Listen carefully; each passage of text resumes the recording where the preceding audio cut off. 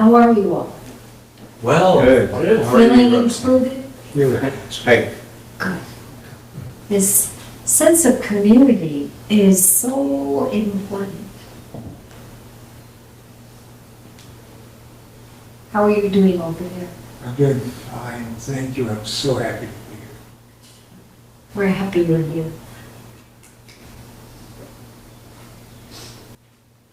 I was, for some reason, moved to take up something I had read long ago.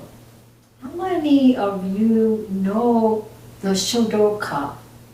And that is actually available in this book, Buddhism and Zen by Nyogen Senzaki and Ruth Strout McCandless. Huh? No? Yes, Yes, some of you remember. And the book was brought out in 1953. I was born in 1943, and I had already started sitting, but absolutely no knowing what I was doing. And somehow this book came into my possession later on. It was brought out, as I say, in 53, and Nyogen Senzaki died May 7th, 1958, so 5 years later. And as I was preparing these materials, I came upon this painting by Monica Bradbury, who is here today. After many, many months of not being able to join us. And this is from a gallery exhibition from 2015 at Upstream Gallery, Hastings-on-Hudson. Wonderful. So my first foray into formal Zen practice was 1967. That was at Zen Studies Society, West 81st Street, its first home. And in 1987, 20 years later, a new edition came out of Buddhism and Zen. So some of you probably found it in this, yes? And as you know, there's a foreword by Robert Aitken in this later edition, 1987 edition. And I just wanted to read a couple of things that Aitken says in his foreword, because he was lucky enough to actually be able to practice with Nyogen Senzaki. And so I was saying from 1967, I started sitting. In 1947, he met Nyogen Senzaki, and 20 years later, did this forward.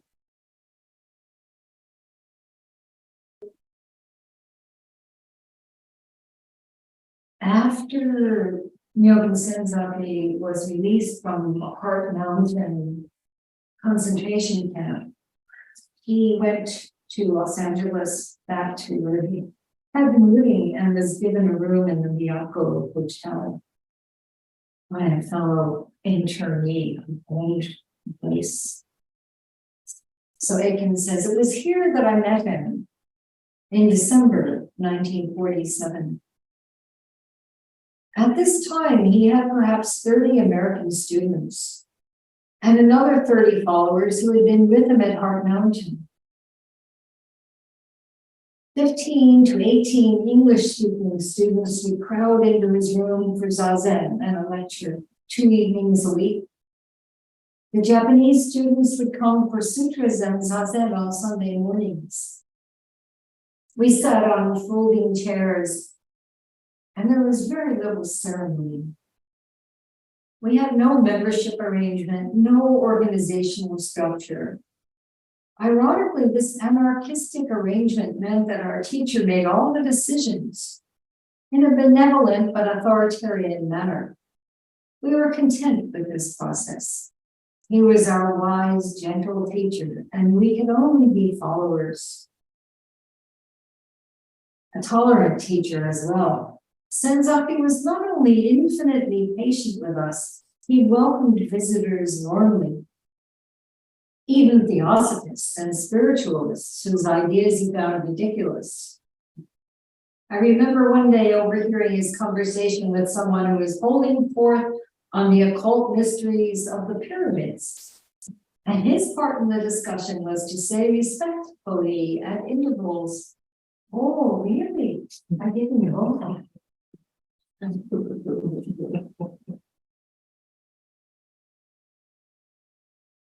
In meetings, his talks were full of Zen stories. We lived in hopes that we would gradually come to understand them, assured by his words. Zen is not a puzzle. It cannot be solved by wit. It is spiritual food for those who want to learn what life is and what our mission is. As most of you remember, his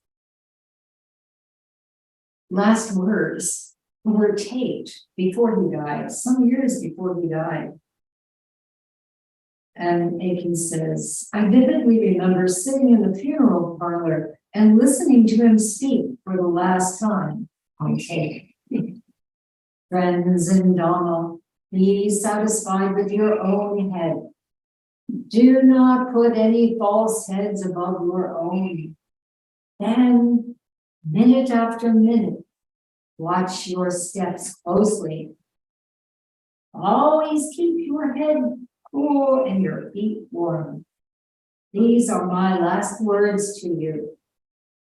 Then he added, "Thank you very much, everybody, for taking such good care of me for so long. Bye-bye." And the tape ended with his little laugh.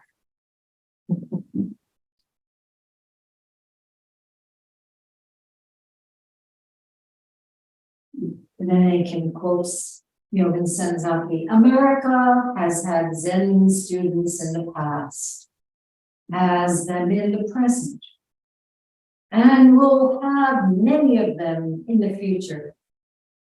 They mingle easily with so-called worldlings. They play with children, respect kings and betters, and handle gold and silver as pebbles and stones."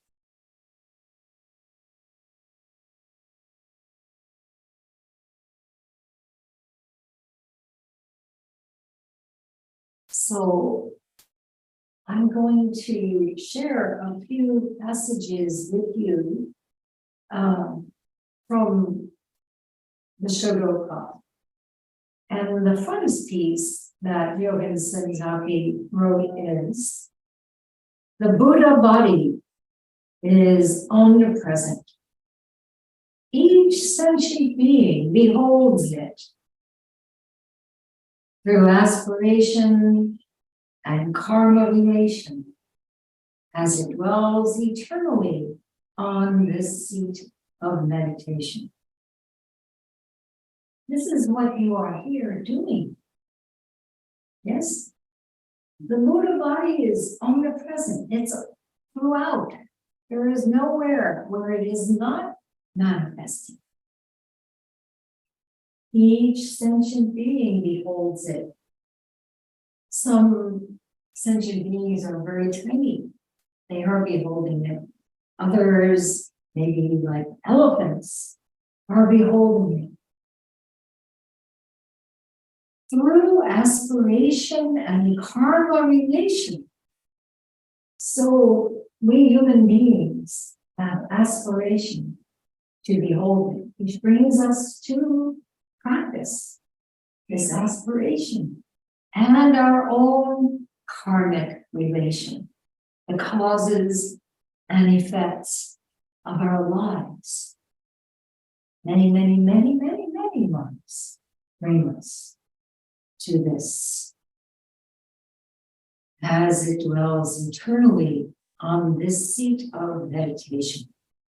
So you are on the seat of meditation as this Buddha body, no separation whatsoever. Then he goes into a very long but beautiful footnote. So he made a star after meditation, and then when the star goes to the footnote. And the big question is, do I read the footnote? Yes, I think so.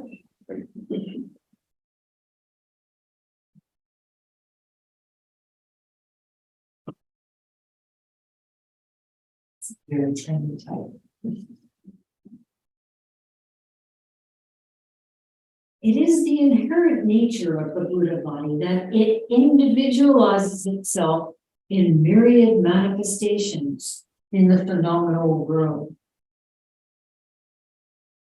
It does not stand alone outside particular existences, but abides in them, animates them, and makes them move freely. In this form, it is subjected to certain conditions, such as time, space, and causation. Its essence is infinite, but its manifestations are finite and limited. So here we are, finite, limited manifestations, sitting here, meeting it here. It's my footnote on the footnote.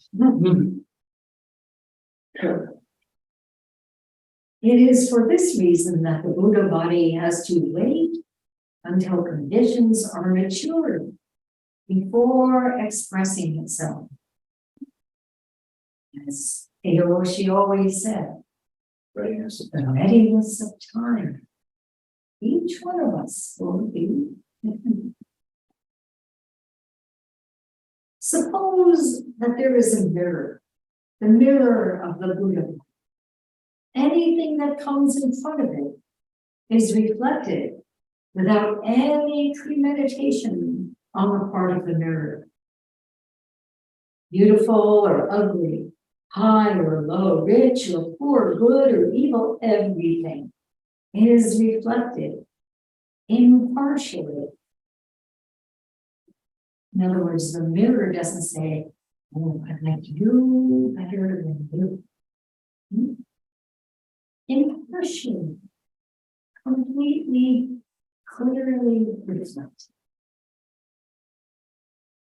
Wherever and whenever conditions are correct, all particular things will be reflected in the mirror or mind essence of the Buddha body without hesitation, without reasoning, without demonstration. It is thus that the principle of karma works. Although things are many and subject to constant transformation and regulation by their karma, the Buddha body abides eternally on the seat of Bodhi, our inmost being. The moon is shining serenely in the sky, casting her reflection in countless places, wherever conditions are matured. You see her image on the smallest trace of water or on a vast expanse, which may be polluted or clean, but each reflects the same moon according to its nature. The shadows also are as numerous as the bodies of water, but we cannot say that one shadow is essentially different from another, nor that the moon left her orbit, even for a moment.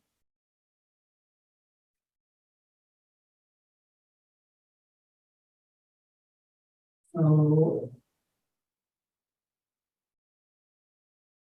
I think because the time is such that we really don't have chance to go into the Shodoka, what I'll do is I'll tell you about the person who wrote Yoka Daishi. Daishi's great teacher, Yoka Genkaku. Do you know who he went to as a teacher to certify his own enlightenment? Anyone remember having read Shodoka? It's someone we're all very familiar with because in Dharma study, that's a good clue, right?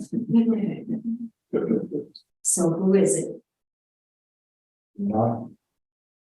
Eno, or Wenong, the sixth ancestor. He was an outstanding disciple of Wenong. As a youth, he studied the sutras and shastras, but it was through the reading of Vimalakirti Sutra, which some of you remember reading in Dharma study some decades ago, 2 decades ago, while we're on the subject of years, right? It was through the reading of the Vimalakirti Sutra that he realized intuitively the mystery of his own mind. As you may recall from a recent Dharma study, there was someone who came to awakening through the Lotus Sutra. And this is true of Akali, right? Great Kensho, greatest of all, came through reading the Lotus. Wenong himself came to realization through listening. What did he hear? It's sweeping, but have a different bamboo. Nice. Nice. It was the mind that awakened him.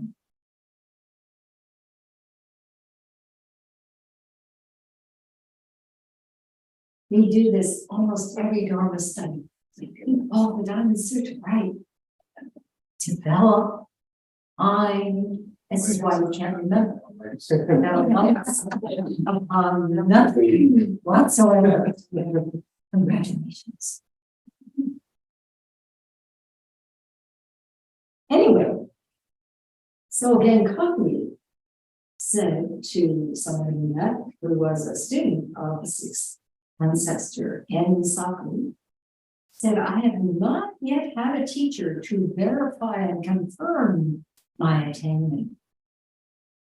And he asked him, can you testify for me? And his friend said, no, but in Soke, the sixth ancestor is to be found. And people come in great numbers to learn from him. So they met. And Genkaku walked around the sixth ancestor 3 times, then stood still without making any bows.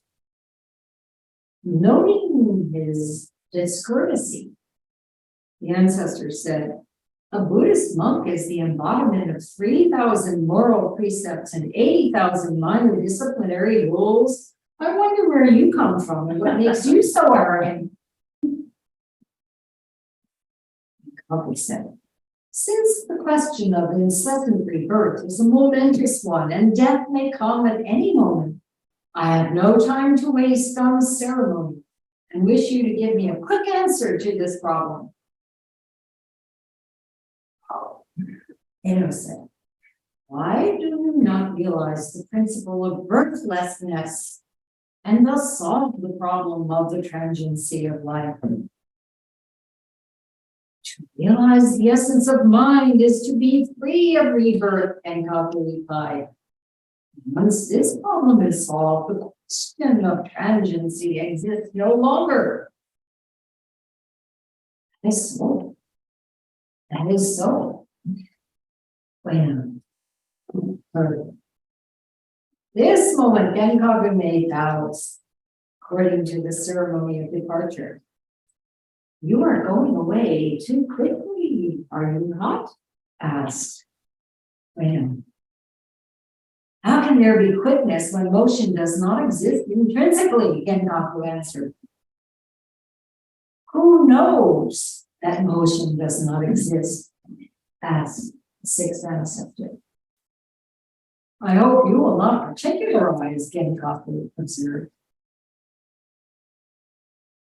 The ancestor then commended him for his thorough grasp of the idea of birthlessness.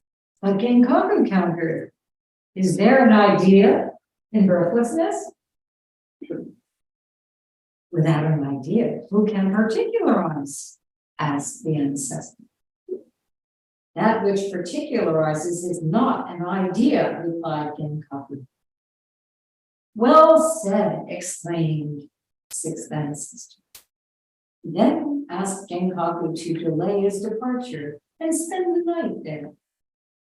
From that time on, Genkaku was known as the enlightened one who had spent a night with the patriarch. And there's another note, just very short. Shodoka is memorized in its entirety by students in China, Korea, and Japan, and they are often inspired during its recitation. So the next time I give a talk here, how about June 20, whatever, Mandala Day? Yes, I will go into it, and in the meantime, you can get copies for yourself and memorize it, and then we will all be on the same pages. As you can see, I have annotated my copy, maybe a bit, but this one being a first edition, not a single mark, only poems. Painting. So because of the time, we have to stop at this point, but at least you have a taste. Let's do it.